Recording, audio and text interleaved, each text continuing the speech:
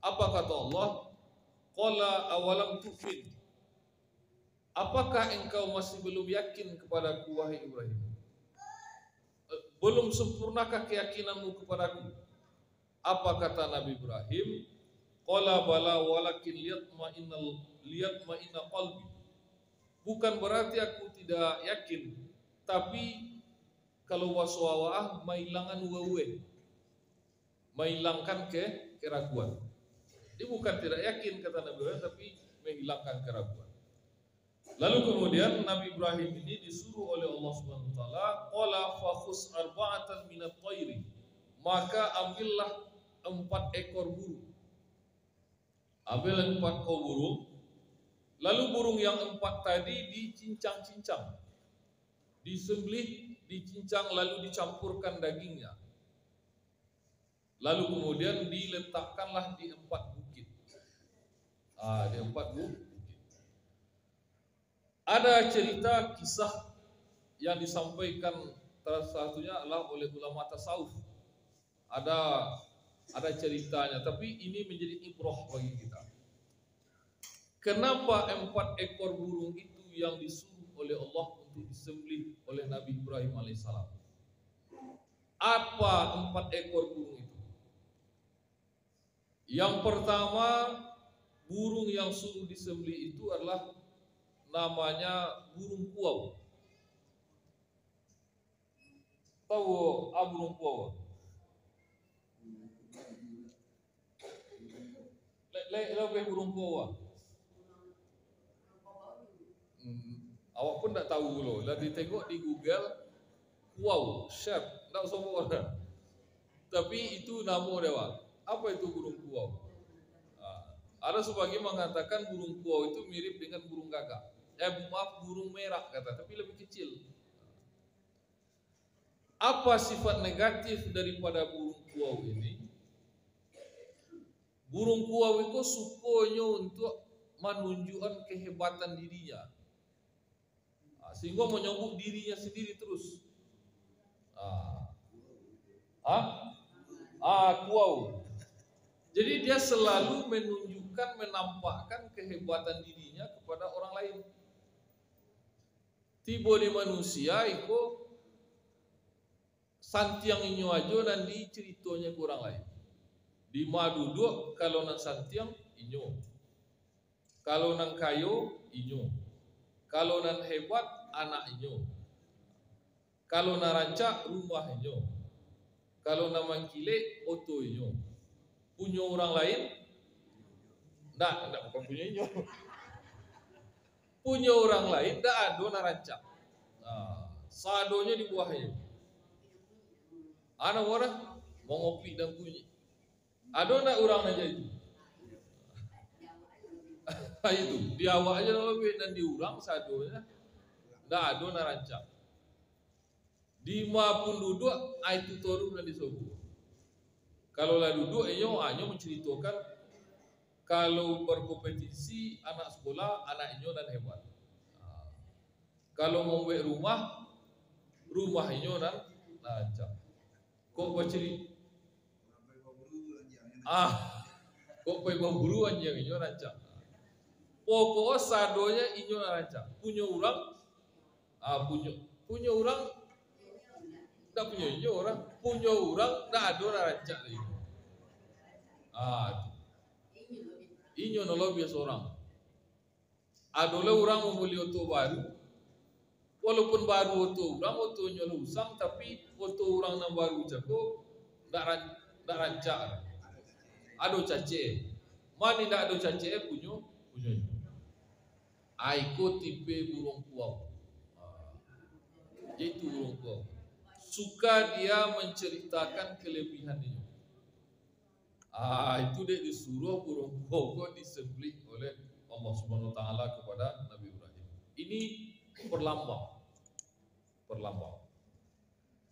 Jadi kalau ada orang aja itu kadang-kadang langsung masuk orang nongeng diceritanya juga. Mudah. Lah dipakai orang handset ke telinga. Ayo cerita hebatnya juga. Tuh. Jadi kalau ada orang aja itu Itu burung kuau. Bawa. Artinya bukan orang tua dipotong. Artinya sifat yang seperti itu tidak baik. Itu disuruh dihilangkan. Menyampaikan kehebatan awak. Jadi nang kami isi rapor awak ke guru ndak awak mengisi rapor awak. Inyo na mengisi rapor ya. Tu ajak sado dia TKKM sado. Itu tipe burung kuau. Jadi kalau ada orang dia itu aku burung kuau, ala mati. Jadi sobulan tu bonginya. Kalau sampai lagi nyong kuau itu bonginya lah. Jadi itu yang dihilangkan. Yang kedua adalah burung gagak. Kalau gagak leo beda. Gagak. Samunya bahasa Indonesia juga bahasa samu burung gagak. Apa perangai burung gagak? Burung gagak ko inyo suko membuat sensasi. Tapi katiko bayo bona inyo ndak lain. Laka serius-serius bona ndak lain, tapi kalau membuat cerita yang bombastis inyo suko. Iko kampung awak kini ndak ada nambah pematu sorang indak. Ikuah lajak somak je ikuah. Ndak ada no pikiran sorang indak dah. Tu bawa tu itu orang. Balai troyong awak mau berasing kampung awak kan. Kalau di pedian je ikuah lolok siang kondi siang hari. Walah bos semangat le orang. Dah mau sorang troyong aja bantai kambing mau supaya betrong. Sa kampungnya awak troyong. Ayolah orang. Lah tiba di hari habona, orang lah turun ke dalam bonde, inyo naik ke atas spring bed. Itu nan burung gagak. Suka membuat sensasi, tapi katiko bayo bona, inyo nak soto lagi. Banyak nanya itu. Itu. Orang lah terpesona dengan penyampaiannya, orang lah terpesona dengan kata-katanya. Tapi ketikolah bahas serius-serius, nyo nak soto ketika itu. Kalau untuk hal-hal yang sifatnya sosial, mungkin orang kecewa seketik aja. Seanu berencana inyo oleh tak tipu. Inyo dalam rapek jadi koreh kece. Ala pelaksanaan, inyo bagi belen lah. Kadang-kadang banyak, tapi yang paling berbahaya itu kalau dia ada efek hukumnya. Efek hukumnya dan mengandung resiko. Jadi kalau takona ada cerita dulu tahun 92 ada dulu sinetron Siti Nurbaya. Kan lah itu kona sinetron Siti Nurbaya. Dalam episode yang kelima, perang antara orang Padang, orang Awak, dan orang Belanda. Jadi saya burung gagak-gagak Datuk Maringgi.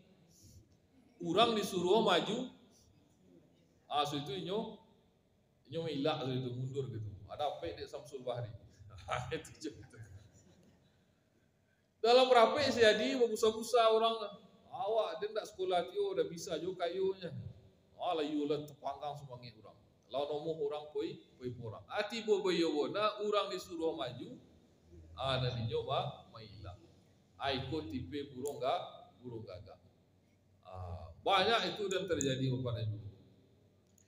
Kadang-kadang dia cuma pandai mengkritik, pandai menyampaikan masukan, tapi ketika orang memberikan masukan dan kritikan, sebenarnya kita pun seharusnya ada juga di dalam. Bukan hanya sekedar memberikan kritik-kritik. Kadang-kadang ini yang membuat orang bahkan sampai beberapa kejadian-kejadian, ada lembaga-lembaga sosial, orang yang memelihara anak yatim, orang yang mau untuk mengurus MDTA, TPQ, orang mengurus masjid, mengurus musola, lalu ada yang menyampaikan kritikan.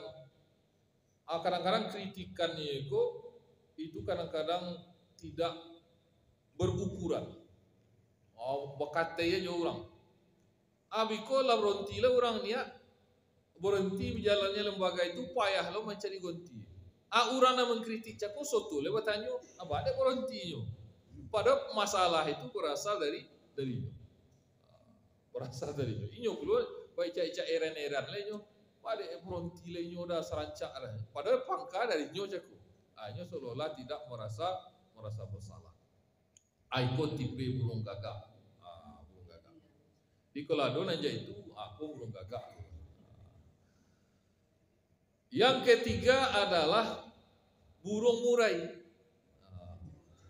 Burung murai lo benar ada kan? Baca cau kepanjangan aja. Bila berhenti baca cau ketika tokolok. Bahkan dalam tokolok pun kodok-kodok juga baca cau berasian. Walaupun kini burung murai lah payah kini wak jadi malah suara burung murai gini no kan. Sekolah mudik rumah awak kan ada orang Jawa 3.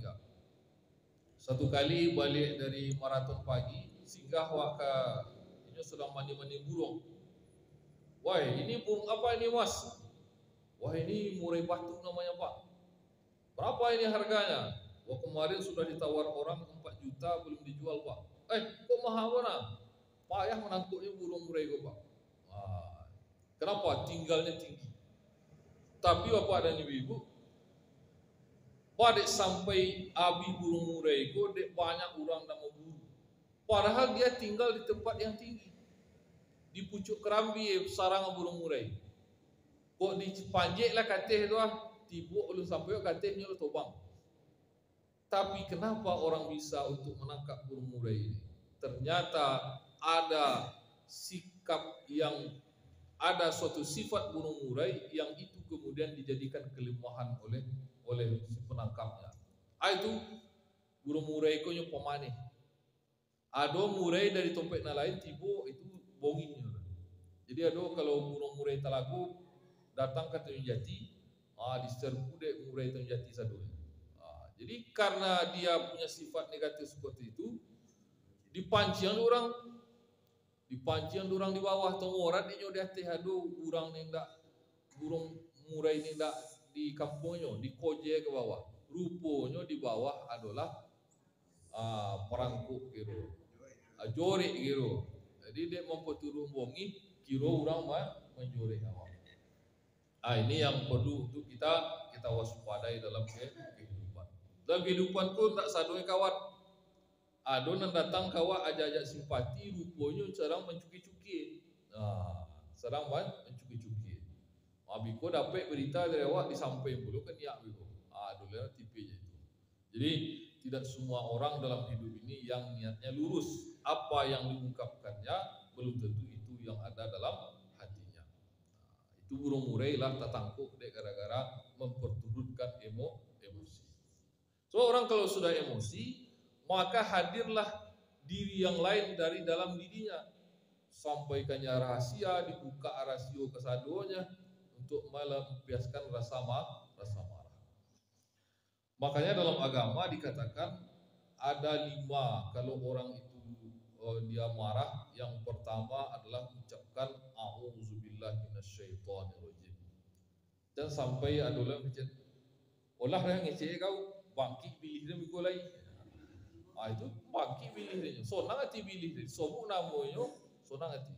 Tapi dalam agama disuruh orang itu mengucapkan a'udzubillahi minasyaitonirrajim. Yang kedua adalah berwudu. Orang kalau marah berwudu. Yang ketiga adalah pindah posisi, bertukar posisi.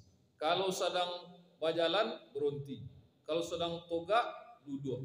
Kalau duduk lolong. Kemudian berwudu, mandi, maka akan segar pemikiran kita kembali. Lalu yang keempat, apa burung yang keempat yang disuruh sembelih ini adalah ayam jantan. Ayam jantan. Bagaimana ayam ini? Ayam itu kan tamsilan bagi manusia suatu bentuk perjuangan kehidupan yang sangat gigih. Kalau ambil cerita Buya Fakhrul Razi, kalau ayam induk aja jari 8, anak ompek boleh. Santiang nyumorang.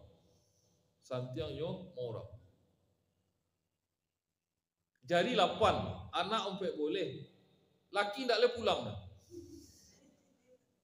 tapi inyo masih bisa untuk menghidupi anaknya.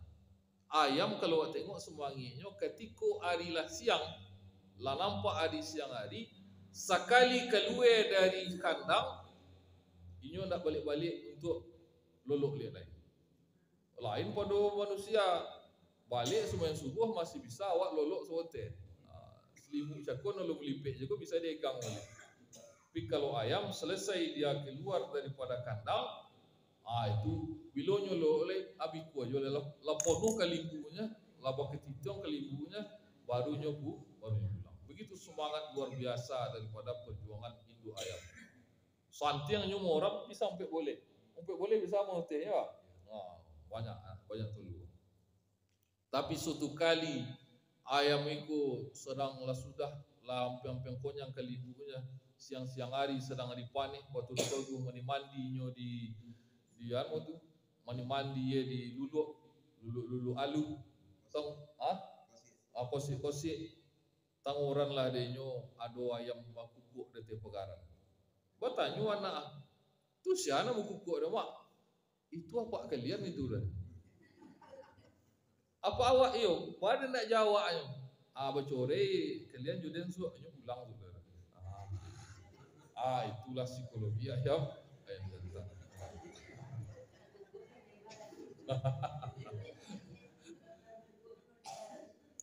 Bapak dan Ibu yang dimuliakan Allah. Jadi sampai itulah dan disuruh de Allah untuk disembelih. Ini riwayat cerita daripada ulama-ulama tasawuf. Tapi ada ibrahnya, ada nilai-nilai yang menjadi pelajaran bagi kita. Jadi Nabi Ibrahim diperlihatkan oleh Allah Subhanahu wa taala bagaimana caranya Allah menghidupkan sesuatu yang telah mati. Kepercayaan inilah yang hari ini kalau tertanam bagi kita di dalam menghadapi berbagai persoalan dalam kehidupan, kita kadang-kadang kalaulah tertumbuk sering kita berputus asa. Tetapi ketika kita menyadari hakikat hidup di atas dunia ini, sakore-kore hikubun awak busau, mati-matian, ujungnya apa? Maka banyak orang ketika dia sudah sampai di akhir hidupnya, kasadonya lah dapat karir sampai dia cita-cita tinggi. Tidak dapat di orang, dapat dia. Kalau bercerita orang tidak bisa melobinya. Orang mungkin jabatan orang sampai ikuainya sampai eselon 1. Banyak orang bercerita lagi. Anaknya berhasil kesadonya. Berhasil dan anak nomor 1 lulus dapat gelar doktor, anak itu sedang bersiap-siap menyelesaikan disertasi, anak itu sedang menyusun magister di universitas ternama. Tak bisa orang ngecek. Tapi di akhir-akhir kehidupan, seluruh apa yang kita peroleh, ujungnya kita cuma berharap bagaimana kita mengakhiri hidup kita ini mendapatkan husnul khatimah. Cuma itu saja cita-cita yang kita yang penting. Bagaimana di akhir-akhir hidup ini kita memperoleh, bisa kita menyebut kalimat la ilaha illallah. Itulah yang cita-cita kita yang terakhir. Maka ketika kita menyadari bahwasanya ada kehidupan setelah mati, bukan akhir daripada perjalanan kehidupan, orang yang sudah mempunyai kepercayaan seperti ini secara hakul yakin, maka hidupnya tidak akan bisa untuk dipengaruhi oleh godaan-godaan dunia. Ndak kunyang dek kuning, indak lomak dek santan. Kenapa orang masih banyak yang tergoda, masih banyak ukuran-ukurannya kalau pendapat awak aja itu. Ukuran ketika lo fokusnya menyadari kehidupannya, kalau seandainya ada kesalahan dirubahnya, tapi nampaknya ini masih tergoda. Masih tergodanya untuk mengejar kehidupan dunia. Karena salah satunya adalah dia mungkin belum kuat keyakinan dalam hatinya bahwasanya kehidupan setelah kehidupan dunia ini akan ada kehidupan setelah itu. Maka dia masih melakukan hal-hal yang dapat untuk menggoda, menggelincirkan dia daripada tujuan hakikat kehidupan. Masih rakus dia kepada harta, padahal hartanya lah banyak. Makanya orang yang rakus itu dia bukan hanya ingin mengambil, tapi dia takut bagaimana nanti kalau macet usahanya ataupun juga berkurang, maka dia cemas sekali. Padahal nanadu aja tidak tabian dia, tapi dia masih kadang-kadang tidak sempat dia menikmati apa yang telah dapat. Nandape aja tidak sempat menikmati. Kenapa? Karena ingin mengambil yang lain. Padahal ketika itu apa yang berguna, apa yang kamu makan busuk, apa yang kamu pakai akanlah lapuk. Apa yang akan menolong kita, apa yang kita sedekahkan di jalan Allah Subhanahu wa taala. Makanya itulah yang dikatakan Nabi dalam istilah zuhud. Apa itu zuhud? Zuhud bukan berarti meninggalkan kehidupan dunia. Zuhud maknanya adalah ambillah apa yang ada di atas dunia sepanjang dia berguna untuk akhiratmu. Dia bukan zuhud itu artinya meninggalkan dunia, tidak. Menyuruh seorang tuh di bawah topiang, itu tidak ada hubungan dengan luar. Kita berzikir saja. Bukan itu yang zuhud. Zuhud itu adalah mengambil bahagian-bahagian di atas dunia, lalu kemudian kita jadikan apa yang dapat berguna untuk akhirat kita. Oleh Nabi Ibrahim itu didoakannya kepada Allah. Apa salah satu doa Nabi Ibrahim? Waj'alli lisana sidikin fil akhirin. Itu doa Nabi Ibrahim. Dalam surah Asy-Syu'ara ayat 18 kalau tidak salah. Waj'alli lisana sidikin fil akhirin. Ada 3 doa Nabi Ibrahim itu. Yang pertama Nabi Ibrahim menjadikan wa alhiqni bis sholihin, masukkanlah aku kepada hamba yang soleh. Yang kedua adalah waj'alli lisana sidikin fil akhirin, jadikanlah aku itu menjadi sebutan yang baik bagi orang yang datang setelahku. Apa maksudnya? Ketika kita telah meninggal dunia, dengan kebaikan-kebaikan yang telah pernah kita lakukan, orang akan teringat, orang akan mengenang, atau masih bermanfaat bagi orang lain apa yang telah kita perbuat. Makanya ulama-ulama besar itu umurnya tidak berapa. Imam Bukhari itu umurnya lebih kurang 58 tahun. Jadi kalau dewa masih gue 58 tahun Imam Al-Bukhari itu umurnya. Meninggalnya sekitar abad ke-2 200 Hijrah atau 700 Masehi. 700 Masehi, sekarang sudah 2023. Berarti lebih kurang 2023 kurang 700. Itu lebih kurang 1600, 1600 tahun yang lalu. Coba bayangkan, umurnya cuma 58 tahun. Tapi 1600 tahun setelah dia meninggal dunia, orang masih menyebut namanya. Kenapa? Karena dia meninggalkan suatu karya yang maha hebat, yang tidak tergantikan, yaitu namanya Sahih Bukhari. Orang kalau sudah membaca hadis, innamal a'malu binniyat, maka kemudian dikatakan rawahul Bukhari, maka tersebutlah nama Bukhari, seolah-olah ini lu mati. Setiap orang menyebut kebaikan itu, maka mengalirlah pahala kepada Imam Bukhari. Buya Hamka meninggal 1975. Lulai ketika itu.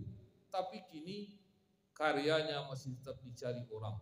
Tafsir Al-Azhar, ada lembaga budi, ada tasawuf modern, ada tentang sejarah umat Islam, banyak karya-karya Buya Hamka. Kalau kalilah kuburannya mungkin tulang aja boleh, tapi namanya tetap disebut oleh orang. Maka bagaimana bisa seperti itu? Buatlah karya yang baik. Orang-orang yang dia memberikan fasilitas, membuatkan cara-cara agar dapat terbaca kebaikan kita oleh orang dan dinikmati sepanjang masa, maka akan dapat menjadikan kebaikan. Awaklah meninggal dunia, tetapi kebaikan kita masih mengalir kepada awak. Awak tidak mungkin lek aja Imam Bukhari. Alangkah wa riwayatkan hadis lain. Mungkin hal-hal yang sederhana-sederhana. Ada dulu di kampung awak seorang ama-ama, ada jalan pe Tobiang. Setiap hari Jumat jalan di Tobiang tu panjang, ada 300 meter ada juga. 300 meter ili mudi. Orang lalu ke situ besok, orang-orang lotia ke Lombok kaki lalu. Itu disapu jalan toru. Itu amalannya setiap pagi Jumat, itu amalannya. Disapu jalan.